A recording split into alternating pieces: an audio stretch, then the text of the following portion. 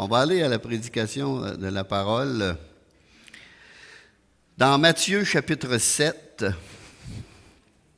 Matthieu chapitre 7, il y a plusieurs choses dans ce chapitre-là. On va aller au verset 36 avec Simon, le pharisien, et la femme pécheresse qui a été pardonnée. On va lire à partir du verset 36.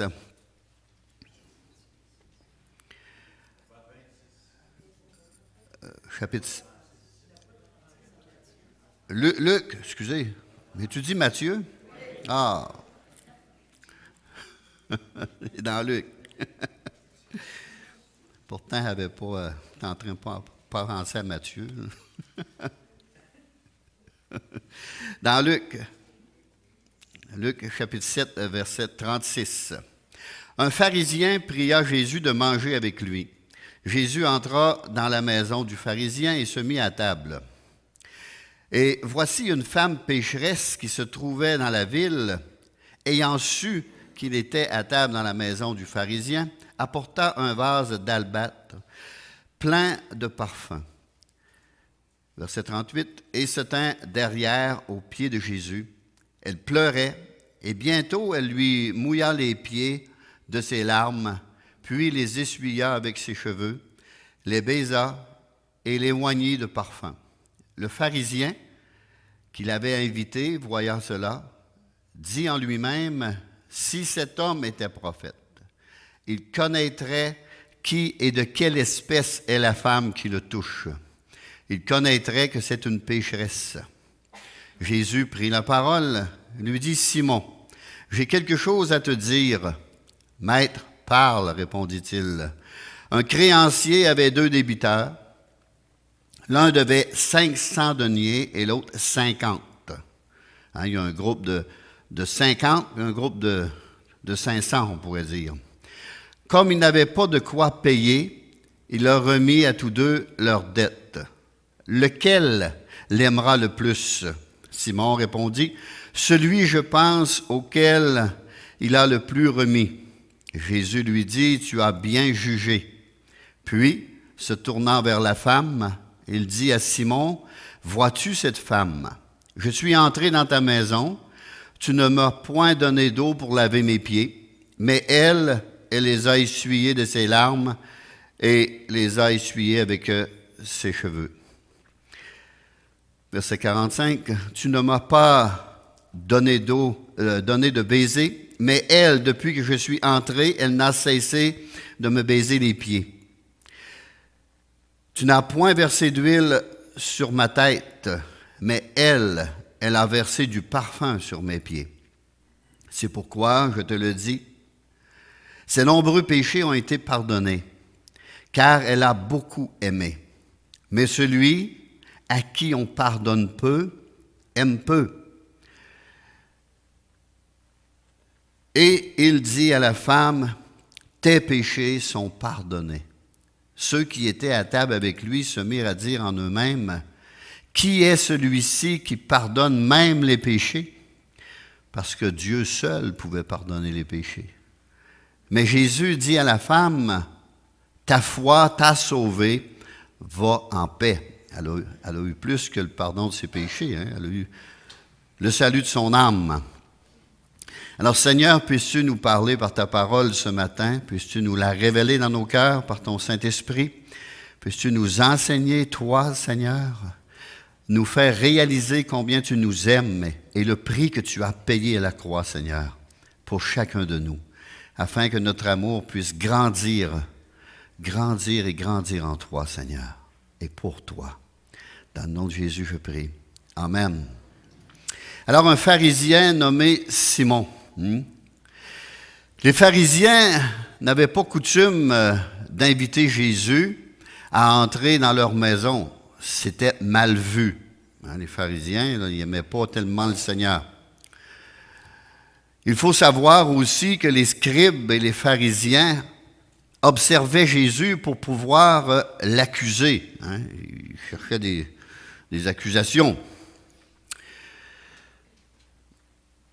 Ça, c'est écrit dans Luc, chapitre 6, verset 7. Mais Jésus connaissait leur cœur, la pensée de leur cœur. Luc 5, 22, pour ceux qui veulent la référence. Et ici, j'espère que Simon n'avait pas invité Jésus pour pouvoir le piéger ou trouver une raison qui lui permette de l'accuser par la suite. J'espère que ce n'était pas son but, là. Ça serait trop méchant de sa part. Mais par contre, dans le milieu chrétien, parfois, tendre des pièges pour pouvoir accuser, ça existe. C'est méchant et malheureusement, ça se fait. Mais c'est très méchant et il ne faut pas faire ces choses-là.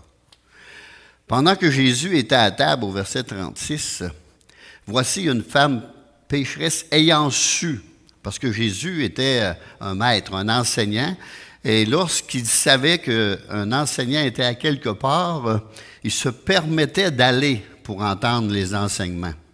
Et cette femme-là, cette femme pécheresse, ayant su, hein, on voit que les nouvelles vont très vite, même dans ce temps-là.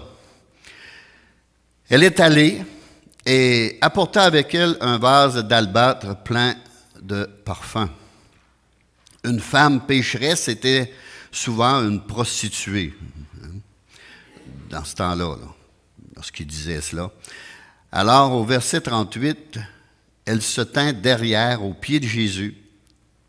Elle pleurait, et bientôt, elle lui mia les pieds avec ses larmes, puis les essuya avec ses cheveux, les embrassait continuellement et oignit d'un parfum. Vous savez, il y a plusieurs places que c'est écrit, hein, même dans Marc 14, 3, c'est écrit Simon, un lépreux, un ancien lépreux qui avait été guéri par Jésus, a invité. Il y avait une Marthe aussi, une Marie qui était là, je veux dire. Puis, mais ce n'est pas la même histoire. C'est deux choses qui sont complètement différentes, parce que ce n'est pas fait à la même endroit. Personne ne s'attendait à voir une telle femme se mêler aux invités. Et cette femme, à cause de cela, on peut dire qu'elle a fait preuve d'un grand courage en venant dans cette maison, une maison d'un pharisien, parce que les pharisiens y accusaient beaucoup, beaucoup. On le voit dans la prière du publicain et du pharisien que Jésus a enseigné.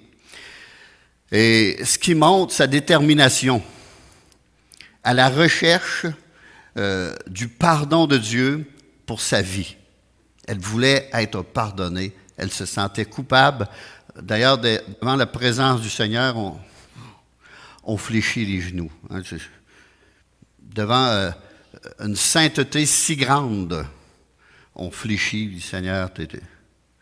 Alors son geste et ses larmes étaient l'expression d'une repentance sincère et profonde. Elle l'a fait aux yeux de tous, et non en cachette, non en secret. Elle a reconnu sa propre condition comme pécheresse, humblement et de tout son cœur. Peu importe ce qu'ils vont penser, peu importe ce qu'ils vont dire. Vous savez, des fois, anciennement, on faisait des appels, mais là, pour un temps, là, on est limité. Alors, c'était quelque chose de marcher l'allée et venir en avant, là. Surtout pour quelqu'un qui vient à l'église pour d'une première fois, d'un premier temps, là. Pour lui, tous les yeux sont fixés sur lui, puis il dit « Tout le monde m'envoie, tout le monde savent que c'est... » C'est dur, hein? C'est aussi dur que... C'est plus dur même que quand Jésus a marché son chemin de croix, là. Il a porté sa croix. On la porte quand on vient ici, vous êtes sûr et certain. Moi, je me souviens les premières fois que j'avançais en avant, là. Seigneur, je veux aller, mais les candirotons, là. 15 je m'arrêtais beaucoup à ça. Puis je disais, Seigneur, tu connais mon cœur, tu sais, permets que je me retrouve en avant. Première nouvelle que je savais, j'étais rendu en avant. J'avais eu une grâce, une force qui m'avait conduit jusqu'en avant. Ici, même devant la mauvaise attitude et de rejet de la part de Simon, pharisien, hein, même on pourrait aller lire dans Luc 6, 27, là.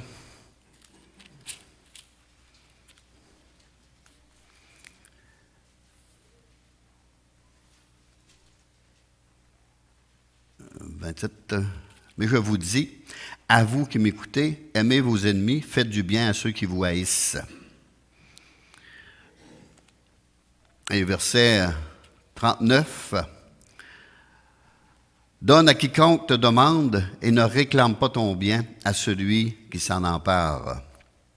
Et aussi, on pourrait aller, en étant dans le même chapitre, au verset 35, ce qui est très difficile, mais aimez vos ennemis, faites du bien et prêtez sans rien espérer, et votre récompense sera grande et vous serez fils du Très-Haut, car il est bon pour les ingrats et pour les méchants.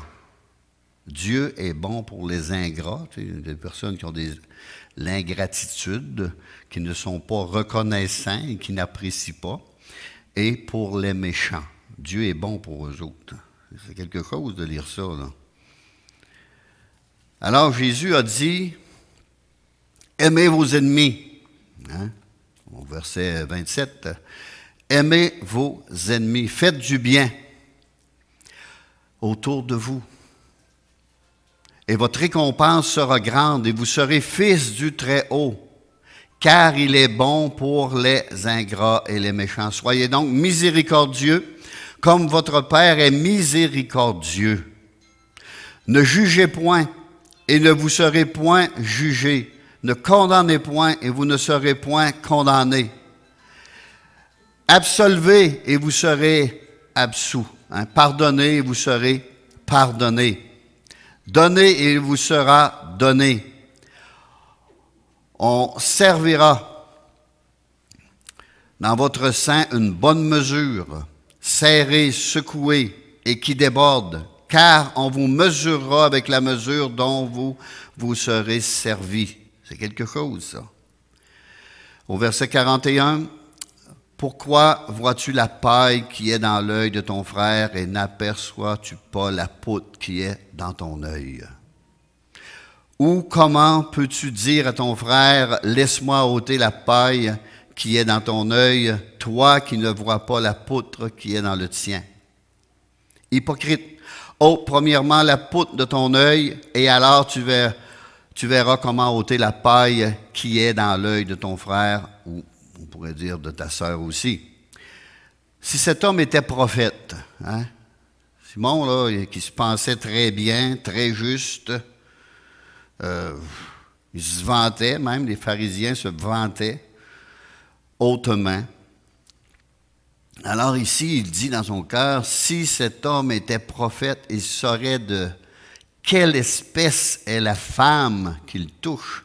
Mais lui, à part il y a la poutre, hein. Il savait que c'était une pécheresse, une femme de mauvaise vie.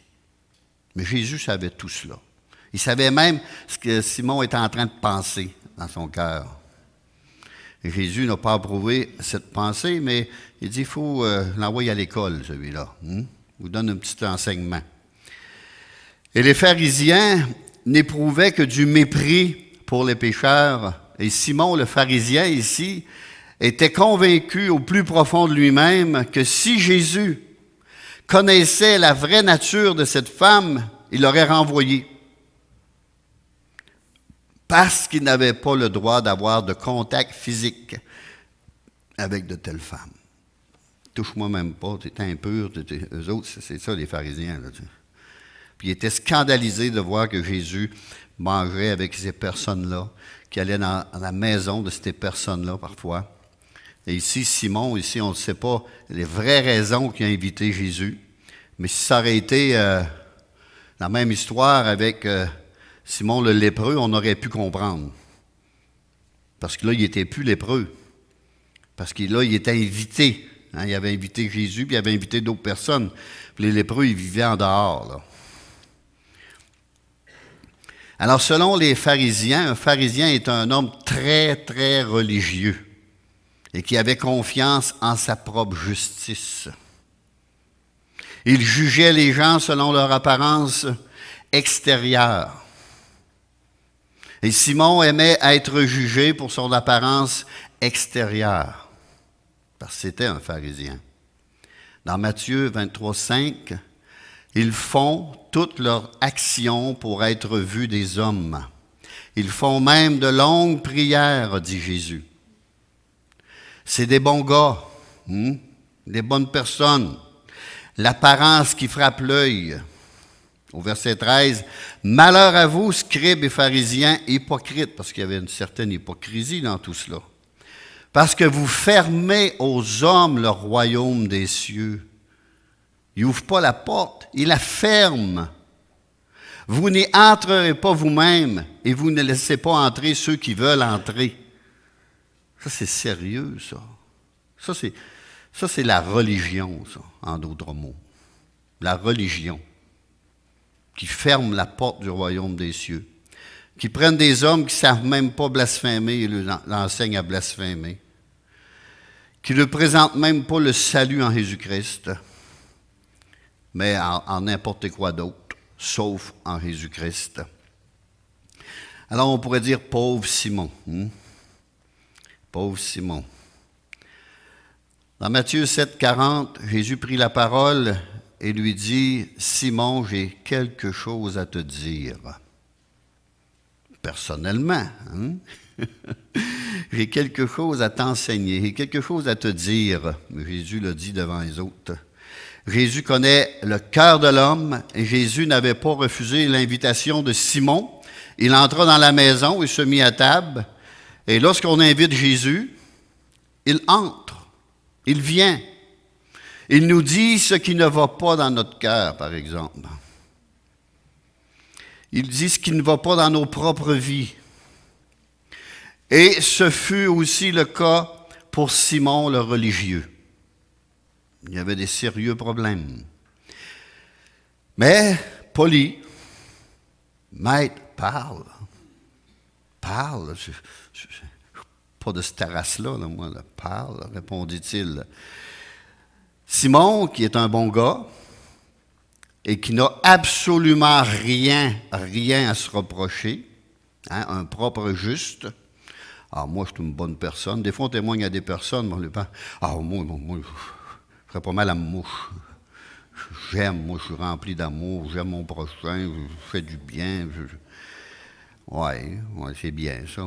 Tu bois pas, tu fumes pas, tu sacs pas. Mais, ton cœur, et comment il est, ton cœur? Égoïste, hypocrite, vengeur, comment il est, ton cœur? Jésus a mangé à sa table avec lui, alors on va parler en mal de cette pécheresse. Lui, il y a une femme ici, mais on va en descendre, elle. C'est d'elle qu'on va parler. Là. Puis là, il avait déjà commencé dans son cœur à parler. On va retourner au chapitre 7, verset 41. J'aimerais le relire. Un créancier avait 2 débiteurs. L'un devait 500 deniers et l'autre 50. Il y a une grosse différence, là. Comme il n'avait pas de quoi payer, il leur remit à tous 2 leurs dettes. Lequel l'aimera le plus? Simon répondit, celui, je pense. Il pensait peut-être que c'est une question piège, mais ça n'était pas une. Auquel il a le plus remis. Jésus lui dit, tu as bien jugé. Simon répondit cela et Jésus lui dit, tu as bien jugé. Alors, imaginez Simon. Simon a dû être très, très, très content, très fier de lui d'avoir eu la bonne réponse. 100%. Tu as passé le test. Ça l'a dû flatter un peu son orgueil aussi. Parce que selon lui, il faisait partie du groupe des 50 et non du groupe des 500. Et Simon était un homme juste et il faisait du bien à son prochain, selon lui. Et beaucoup de bonnes œuvres, etc. Simon, à ses propres yeux, sa propre image, avait toujours eu une bonne conduite et fier de cela. Parce que même Paul, quand il dit qu'il était pharisien, c'était selon la secte la plus sévère, exigeante, puis il suivait ça à la lettre, là. Alors, il était fier de cela. Parle, maître. Compare-moi donc à cette femme injuste, là.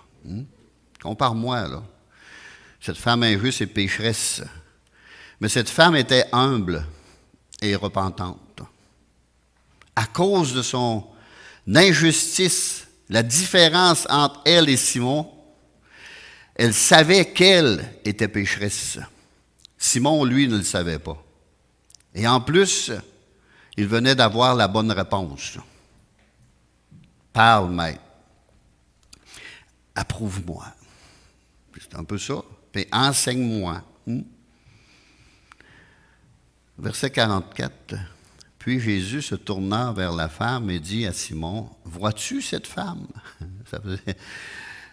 Ça fait longtemps que je l'ai vue, celle-là. Ça fait longtemps que je l'ai remarquée, cette pécheresse. De la tête aux pieds, oui, je l'ai remarquée.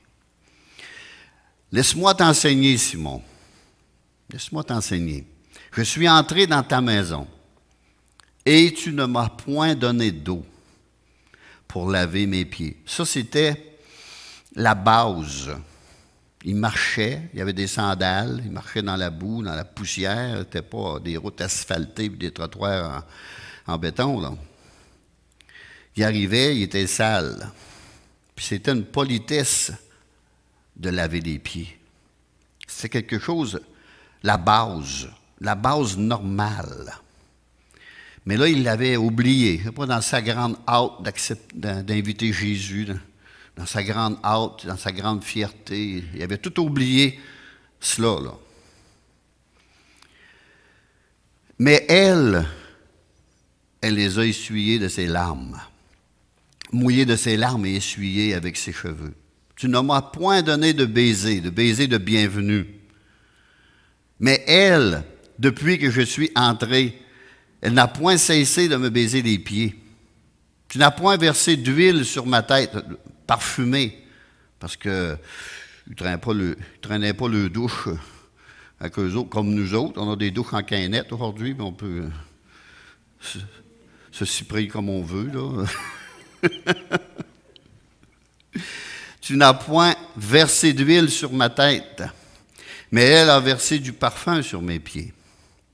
C'était le minimum à faire pour un invité. Mais il ne l'a même pas fait pour Jésus. Il ne l'a même pas fait. C'est pour ça que Jésus dit, attends un peu, là, tu veux qu'on parle, on va parler, là. Regarde, t'as oublié ça, t'as oublié. Puis souvent, il y a des gens comme ça, puis il faut leur dire, ben là, il y a ça, il y a ça, il y a ça, il y a ça, il y a ça.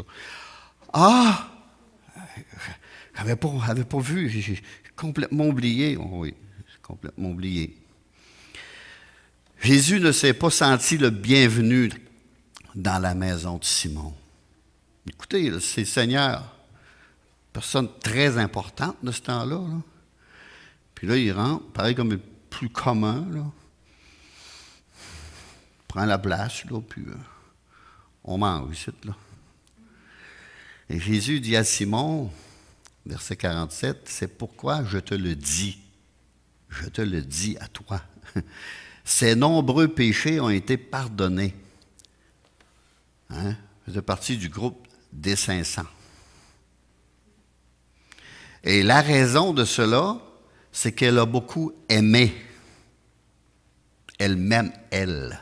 Hein? Le Seigneur, il sait le degré d'amour qu'on a envers lui. Il est capable de mesurer cela. Mais celui à qui on pardonne peu, aime peu. Ça, c'est celui qui a réalisé que le pardon de Dieu sur sa vie n'est pas grand-chose parce qu'il ne se voit pas comme un grand pécheur. Il se voit comme un homme juste, un homme bon. Fait que, moi, Seigneur, merci pour ton pardon, là. Mais je ne fais pas grand mal, là, moi, là. Je ne sors pas. Je ne fais pas grand-chose de ma vie, là. Celui-là aime peu. Il ne réalise pas combien qu'il est un grand pécheur de la tête aux pieds, depuis sa naissance. C'est quoi le péché le plus grand de Simon le pharisien? C'était sa propre justice. Puis ça, c'était à la mode ces années-ci. Un spécialiste pour se justifier. Ou se rendre juste à ses propres yeux, mais non aux yeux de Jésus. Et se rendre juste aux yeux des autres. Pas capable de se reconnaître comme un pécheur, hypocrite, avec lui-même. Rempli d'hypocrisie avec lui-même. Ça, c'est à peu près la pire affaire devant Dieu, là. Essayer de cacher nos propres péchés, ou ce qu'on est vraiment, ou notre nature à Dieu. Elle a beaucoup aimé. Elle a beaucoup aimé. L'amour véritable pour Jésus et l'attachement à sa personne doivent leur source à une profonde prise de conscience, on pourrait dire, de notre passé malgré tout ce qu'on peut avoir fait, tout ce qu'on peut avoir fait de bon. Une prise de conscience marqué par le péché, et de cesser de croire que je suis une bonne personne. Aux yeux de Dieu, là, notre justice est un vêtement souillé. C'est quelque chose de très sale, de pas propre. Puis si on aurait été si propre que ça, notre propre sacrifice à la croix aurait suffi. Mais ça n'a pas suffi. Ça n'a pas suffi, ça. Simon était tellement une bonne personne au point d'être aveuglé sur ses propres péchés. Tellement bon qu'il ne voyait pas le mal qu'il faisait. Il était aveuglé par ses propres péchés. Si on veut se comparer à quelqu'un, c'est à Dieu et à Dieu seul que nous devons nous comparer. Cette femme s'est reconnue pécheresse. Et s'est repenti sincèrement et profondément de tout son cœur. Mais pas Simon. Simon, lui, s'appuyait sur ses œuvres, sur sa religion, sur ce qu'il avait appris depuis sa tendre enfance. Mais Jésus est venu mettre le doigt sur le bobo, puis il a bien dit, mais Simon, tu ne réalises pas que tu es un pécheur, de la tête aux pieds. Depuis que tu es enfant, que tu fais des péchés, tu commets des choses atroce, tu as une nature pécheresse au plus profond de ton âme, mais tu ne veux pas le reconnaître. C'est ton plan au lieu de lui du Seigneur. Elle n'a pas commencé à dire que c'était la faute de ses parents. Hein? Elle aurait pu dire, ben là, Seigneur, moi, c'est pas de ma faute, là. Si je suis une pécheresse.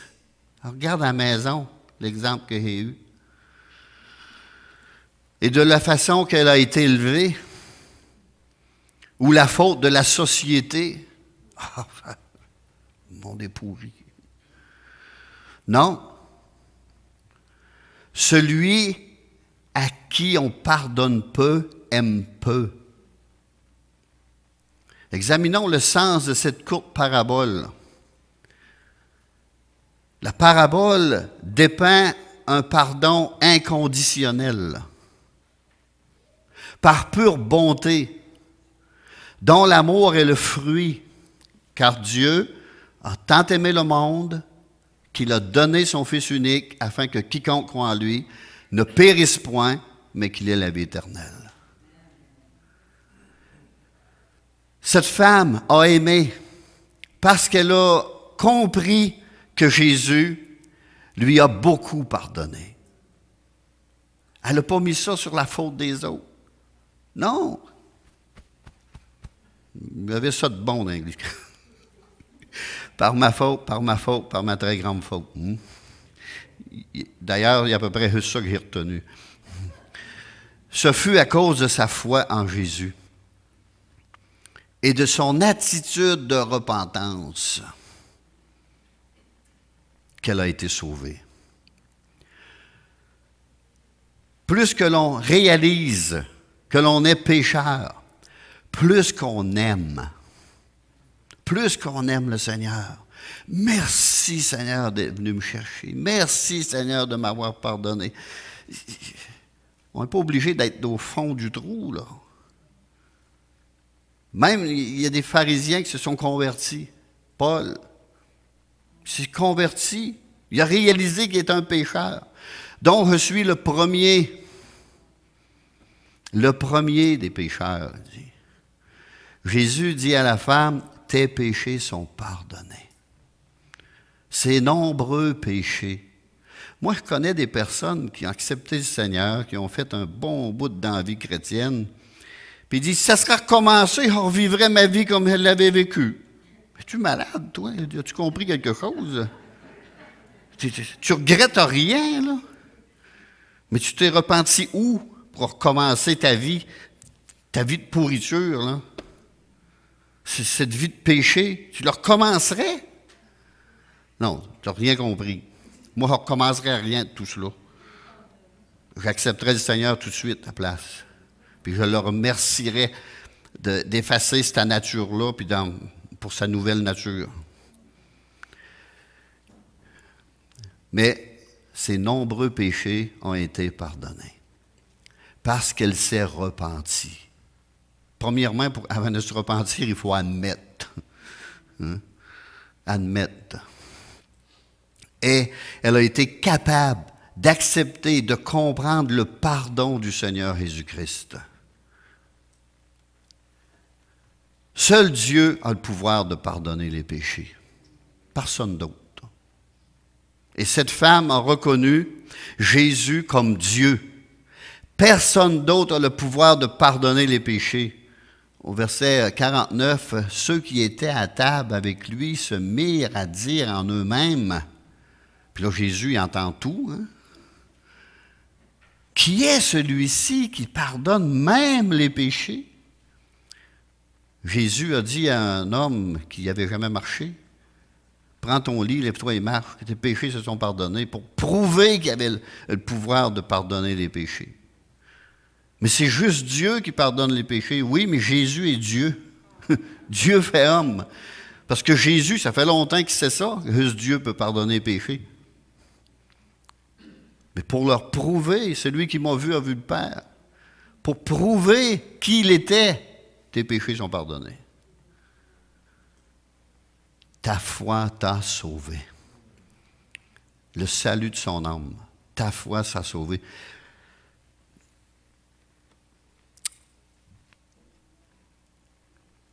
Verset 49, elle faisait partie des 50. Avez-vous cette...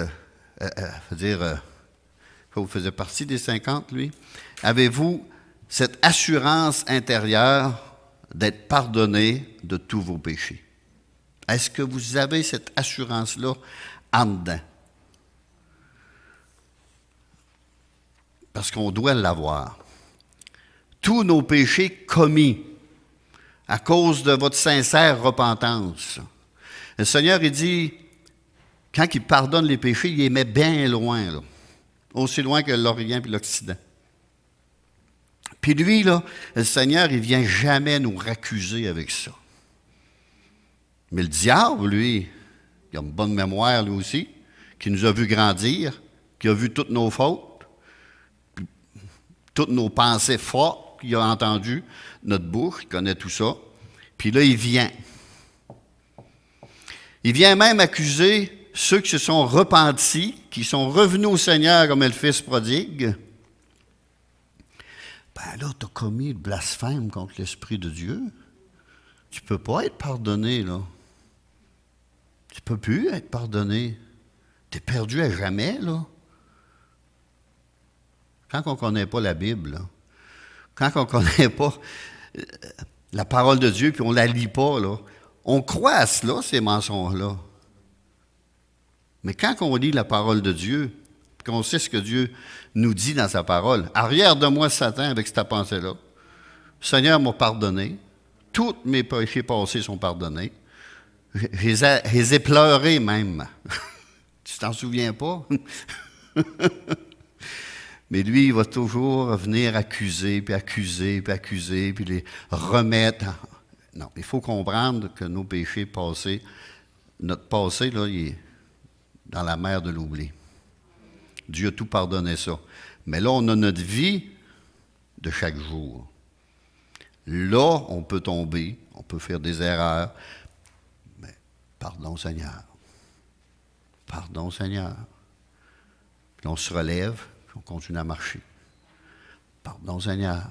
Puis ça, on peut le faire même à tous les soirs de se coucher. Parce que tant qu'on sera sur cette terre, avec cette vieille nature, on a reçu une nouvelle pour l'écraser, mais pas morte. Hein, vous savez, dans les eaux du baptême, là, enseveli avec Christ, mort avec Christ. Puis là, la vieille nature, là, elle veut faire surface. Puis là, il faut lui remettre la face, la main, puis la recaler dans l'eau. Puis la noyer, si c'est possible. Là. Parce que relève-toi pas de là. Parce que quand on se fait faire quelque chose, la vieille nature revient. Puis c'est pas long. Alors, il faut se mordre la langue. Alors, cette femme a pleuré aux pieds de Jésus. Elle a pleuré ses anciens péchés et Jésus a dit, tes péchés sont pardonnés. Puis si le Seigneur a mis la conviction que nos péchés sont pardonnés, qui pourrait nous accuser? Eux, c'est le diable. Puis les faux frères. Qui jouent leur rôle. Ta foi t'a sauvé. Va en paix. Va en paix. La paix de Dieu qui surpasse toute intelligence. Je dors en paix. Ces péchés-là, c'est tout pardonné, c'est tout passé. Cette vie-là est enterrée, est oubliée. On n'en parle même plus. À cette heure, va en paix. La paix de Dieu dans ton cœur. Elle a fait la paix avec Dieu par Jésus-Christ. Et seulement par Jésus-Christ, on peut faire la paix. Oui, elle a reçu l'assurance de son salut en Jésus-Christ, par Jésus-Christ, le Sauveur du monde. Puis elle croyait que Jésus était le Messie. Et cette femme n'a pas été vers aucun autre. Un seul médiateur entre Dieu et les hommes, Jésus-Christ seul. Un seul. Jésus dit, je suis le chemin, la vérité, la vie. Nul ne vient au Père que par moi. C'est pas, il y en a qui ont la misère à saisir ça. Que par moi. Si on veut que nos prières soient entendues, il faut passer par le Fils. On peut même pas aller à Dieu direct. Si on ne connaît rien, on ne sait pas comment, le nom de Jésus, on peut appeler Dieu ou n'importe quoi, mais Dieu, il sait notre ignorance, puis il va nous répondre pareil. Mais après ça, il va nous enseigner, c'est moi vous le dire. Il va nous dire comment il s'appelle, pour qu'on ait du respect devant ce merveilleux nom. Alors, c'est lui seul qui est mort à la croix du Calvaire. C'est lui seul qui a payé la dette de mon péché. Oui, il a été percé pour moi. Ses mains ont été percées, ses pieds ont été percés, son côté a été percé, puis il a été couronné d'épines, son sang coulé, mais pour me laver. C'est lui le sacrifice que Dieu exigeait, le seul sacrifice que Dieu a exigé et qu'il accepte aussi, le seul. Hors Jésus, il n'y a point de salut. Hors Jésus, il n'y a point de salut. Alors, pourquoi les gens, elles, partout, sauf vers celui, c'est parce que le monde est dirigé par le prince, hein, le prince de ce monde qui est Satan, l'esprit diabolique en arrière de tout cela, c'est le diable. Et la Bible nous enseigne très clairement sur cela. Très clairement. Alléluia.